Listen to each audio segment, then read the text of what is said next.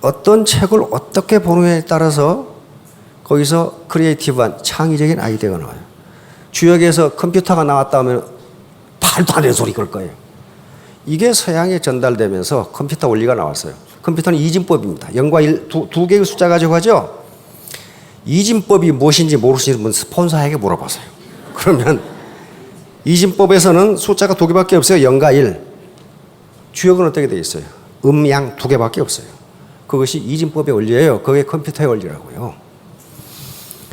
자, 변즉통. 변하면 통하게 된다. 변하면 통하게 돼. 통즉후. 통하면 오래 간다. 여기서 변해서 통했어요.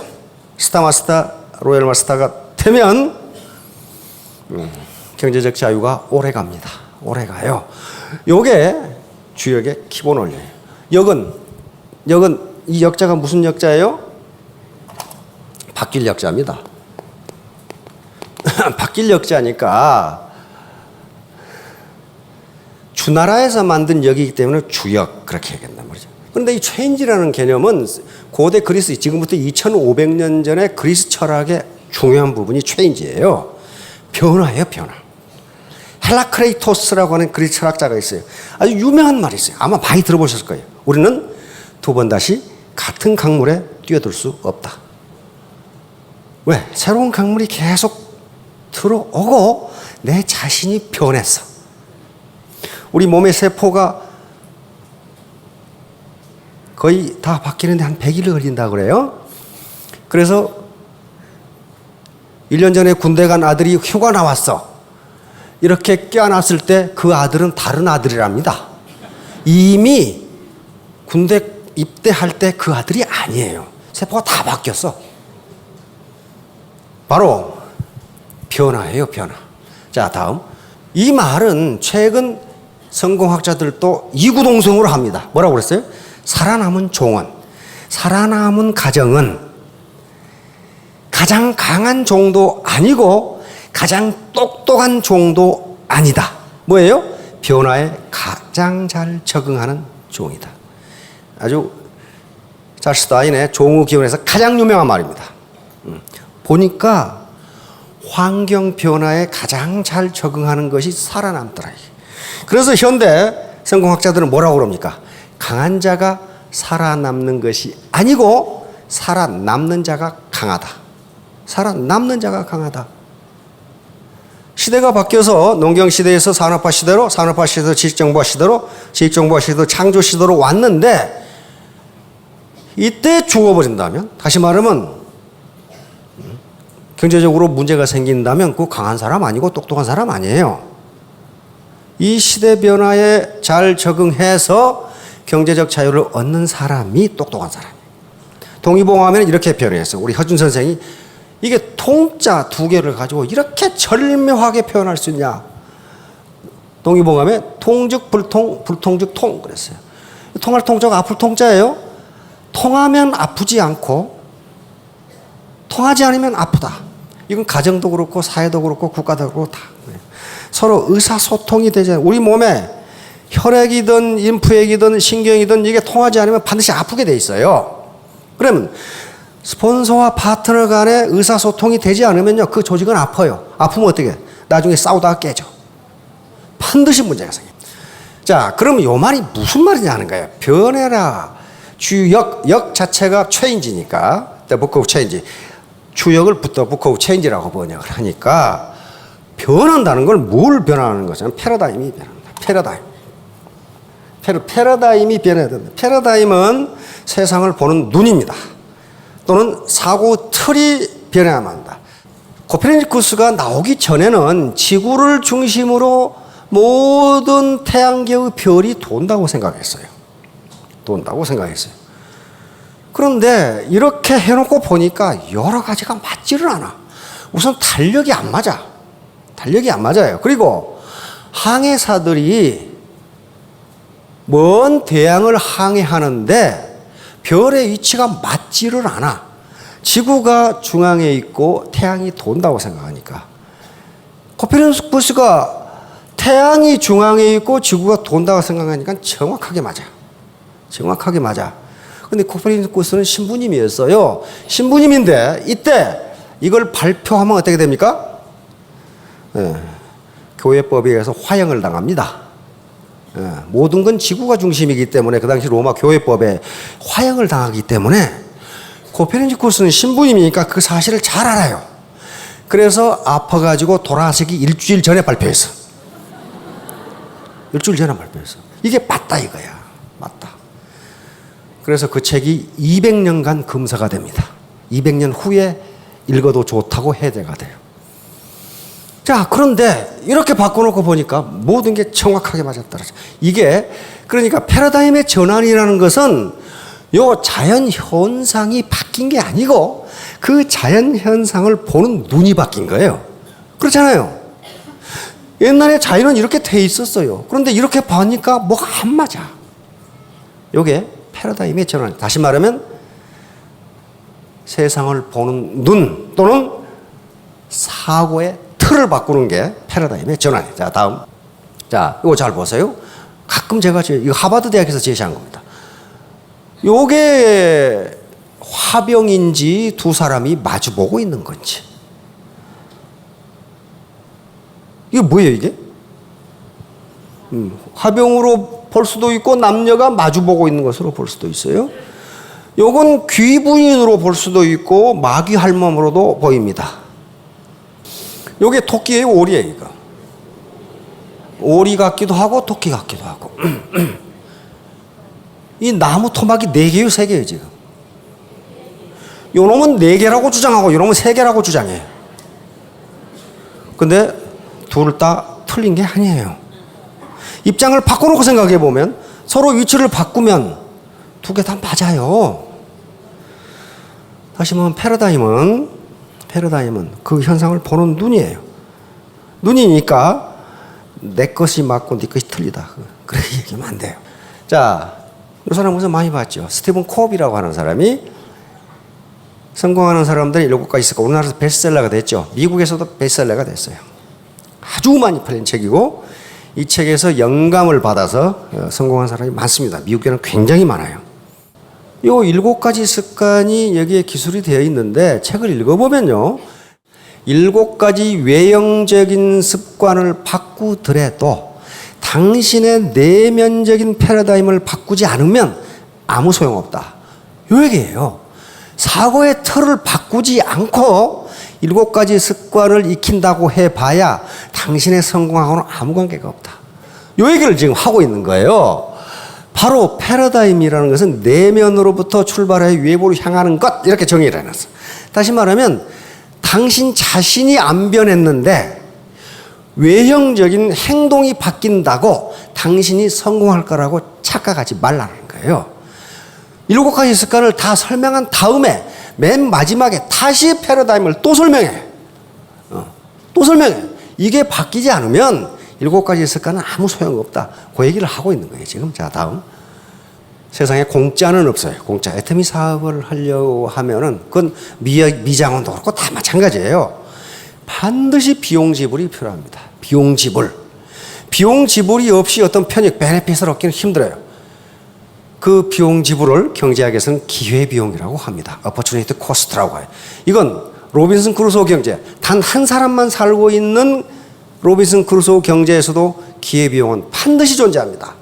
따라서 펀드를 해가지고 일확천금 하려고 한다거나 어떤 묘한 다단계에서 휘어감기 베팅을 해가지고 일확천금을 하려고 하는 것은 비용 지불 없이 공짜로 얻겠다는 거예요. 그런 법은 없어요. 절대로 없습니다. 그건 절대로예요. 경제학에서 변하지 않는 진리 하나가 기회비용, opportunity cost라고 하는 거예요. 왜 그래? 인간이 유한하기 때문에 그래요.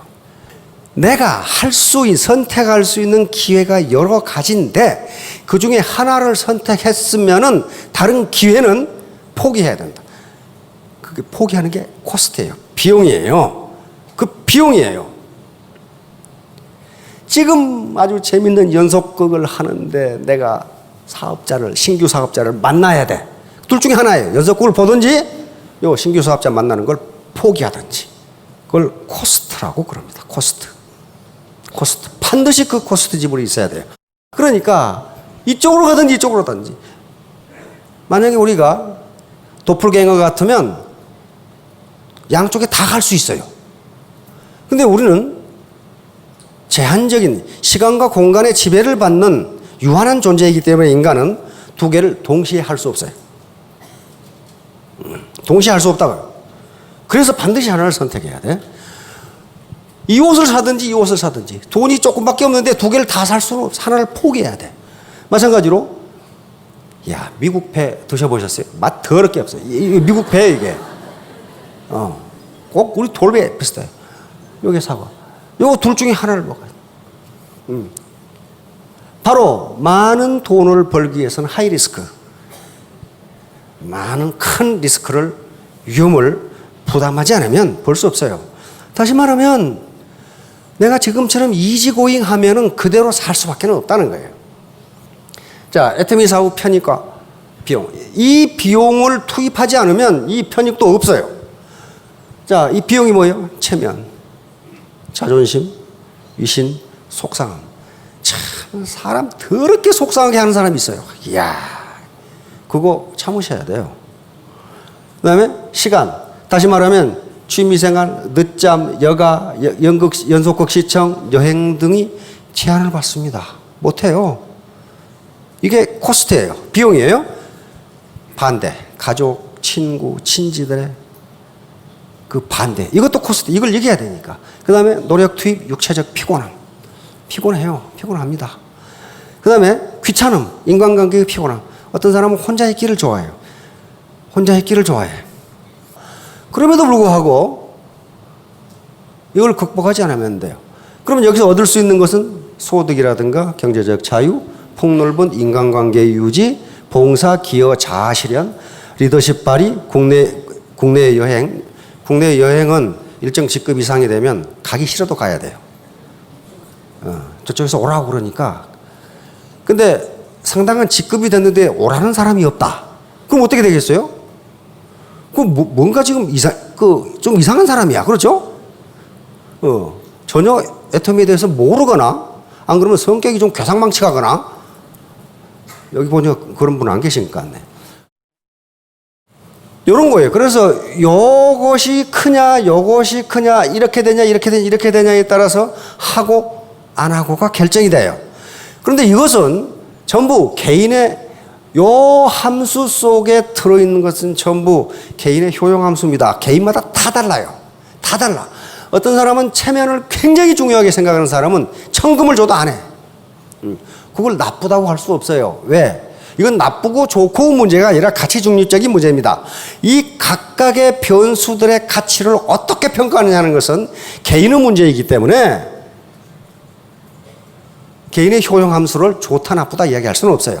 각자가 판단할 수밖에 없어요. 자, 다음. 자, 그럼 왜 궁한가? 이 궁하다는 것을 경제적인 문제에 한정하겠습니다. 주머니가 비는 것은요, 소득이 낮은 것은 생산성이 낮기 때문입니다. 다른 거 없어요. 자본주의 시장 경제에서 생산성이 낮은데 소득이 높을 수가 없어요. 그럼 왜 생산성이 낮은가? 자본 장비율이 낮기 때문입니다. 내가 가진 자본이 별로 없어. 그런데 어떻게 생산성이 높아요? 일반적으로 생산은 노동과 자본의 결합으로 이루어집니다. 노동과 자본의 결합이에요. 그래야만 생산이 이루어져요. 자, 어떻게 이루어진가 봅시다. 자, 그러니까 요게 지금 동네 식당하고 레스토랑하고 거대 레스토랑하고 어디가 자본이 많아요? 여기가 자본 장비율이 높아요. 동네 식당은 안 돼요. 재래시장하고 거대한 할인마트하고 어디가 자본 장비율이 높으냐는 거예요. 여기는 잘 되고 여기는 안 돼요. 재래시장 이용하자고 맨날 얘기해봐야 안 돼요. 왜? 왜 자본이 부족해. 자본이라는 게 돈이 없다 그런 말 아니에요. 화장실도 불결해, 교통도 불편해, 카트도 없어, 차 세울 데도 없어. 이게 다 자본이거든요. 거기다가 디스플레이도 엉망이요. 파는 아줌마의 옷도 엉망이야. 몸 빼입고 앉아서 있어. 그럼 젊은 놈들이 가냐고요, 거기를. 그게 자본이에요. 그게 부족하다는 거예요. 자, 다음. 요 아줌마는 아줌마라는 노동과 낫이라는 자본이 결합을 했어요. 자본은 낫은 자본입니다. 인간이 만들어낸 생산수단을 자본이라고 그랬어요. 요 아줌마는 낫이라는 자본과 결합해 풀을 베요.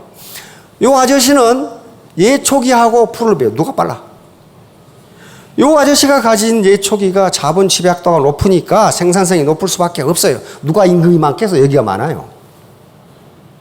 마찬가지로 낫 가지고 벼 베고 있어. 트랙터로 왔다 갔다 해버리면 누가 돈을 많이 받겠어요?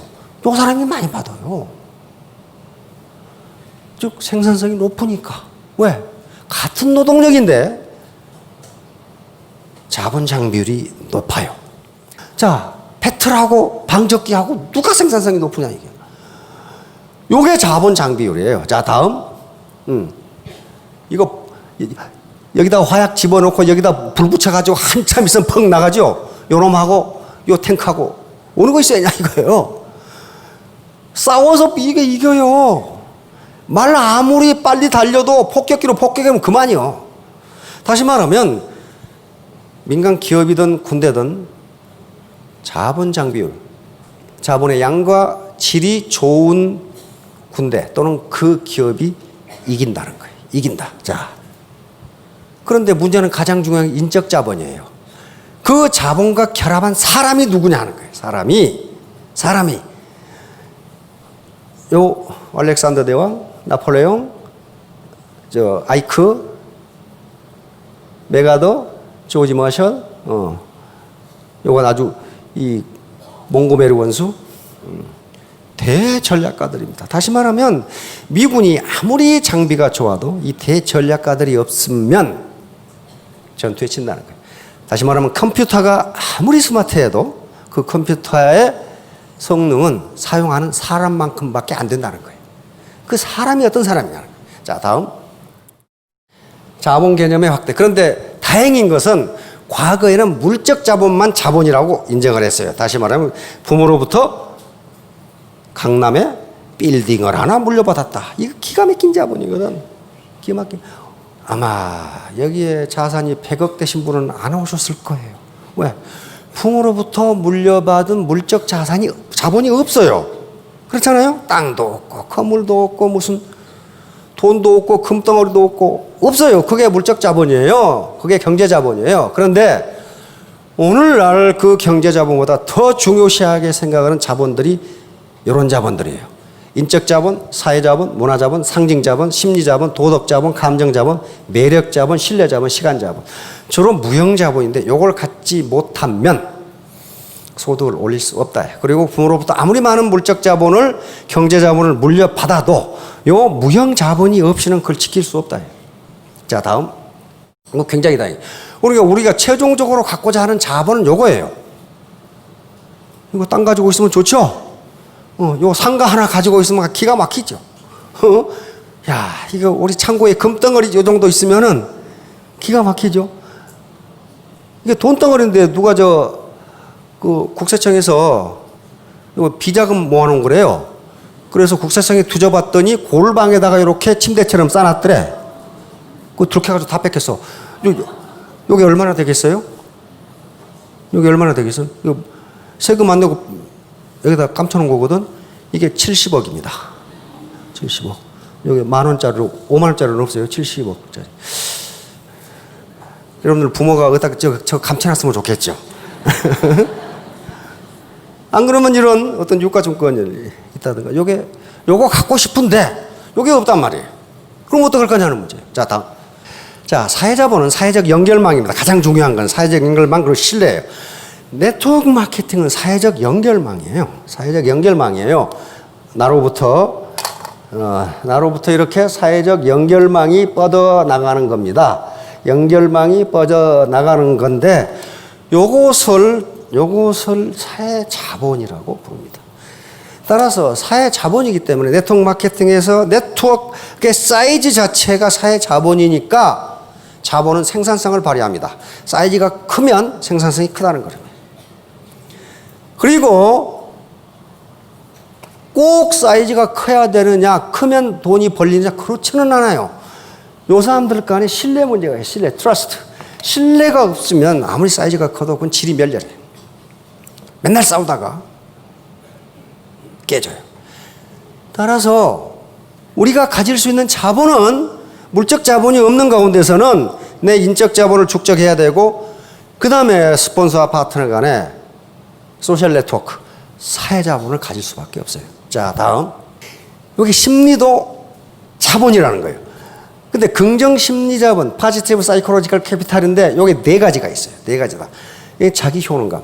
자기 효능감은 나도 내 문제를 해결할 수 있다. 나도 부자가 될 수 있다. 이 자신감을 갖는 거예요. 이 자신감 갖는데 혹시 국세청에서 세금 내라고 그러네? 그런 거 없어. 그러니까 이거 심리 자본이에요. 사이콜로지컬 캐피탈이에요. 나도 부자가 될 수 있다. 이게 셀프 에피카시라고 하는 자기 효능감이에요. 자기 효능감에 대한 연구는 굉장히 많아요. 이렇게 긍정적인 가치를 가질 때 이 사람의 삶이 어떻게 변하는가에 대한 연구가 굉장히 많아요. 낙관주의. 이것은 내가 이렇게 일을 하면 나는 부자가 될 것이다. 근데 속에서 뭐라고 그래요? 내 같은 놈이 어떻게? 내 같은 놈이 어떻게? 이걸 극복하라는 거예요. 세 번째, 희망. 네트워크 사업하다 보면 어려움이 있어요. 희망이 없으면 못 참아냅니다. 그 다음에 회복 탄력성이라는 것은 이게 또 굉장히 중요하게 생각하는 건데, 사람이 살다 보면 반드시 어떤 공경에 처한다는 거예요.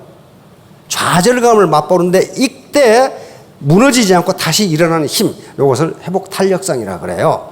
그래서 요게 자기 효능감, 낙관주의, 희망, 회복 탄력성이 큰 사람은 긍정 심리 자본을 많이 가지고 있는 거예요. 우리가 경제 자본이 없는데 심리 자본마저 부정적이고 맥이 빠져 있다. 그러면 다시 일어날 방법이 없어요. 네버 기브업. 절대로 포기하지 말고, 여기 토끼하고 거북하고 경주에서 거북이 이긴다는 보장이 없어요. 없다고요. 그런데 거북은 포기하지 않았어요. 그리고 결국은 거북이 이겼어요.